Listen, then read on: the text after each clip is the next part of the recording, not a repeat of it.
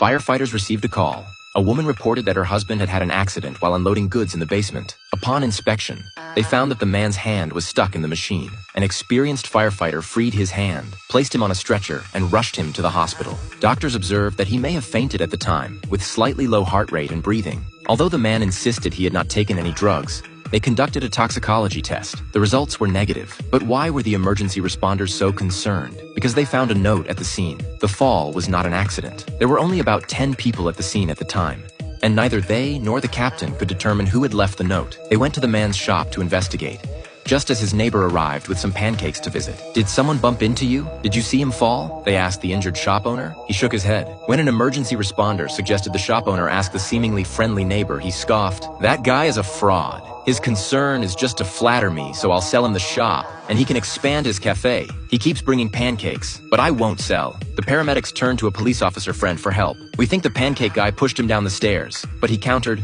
"Why leave an anonymous note for the paramedics instead of calling the police? Don't fall for it. This note might be to distract you." The next day, the fire department received another call from the deli. When they arrived, they found the man unconscious again. The paramedics examined him, and his symptoms clearly indicated an overdose. But the hospital had already ruled out that possibility. They administered naloxone, and he quickly regained consciousness. "He was definitely poisoned," the paramedics said firmly. "It wasn't a push down the stairs yesterday. Someone drugged him to make him unconscious." Their attention fell on a half-eaten muffin. "Don't touch that cake. It's evidence," they warned. As they prepared to take the shop owner to the hospital, the muffin seller rushed over. "What happened?" "I can watch the store so your wife can go with you," he offered. The paramedics made an excuse and had him drive his wife to the hospital.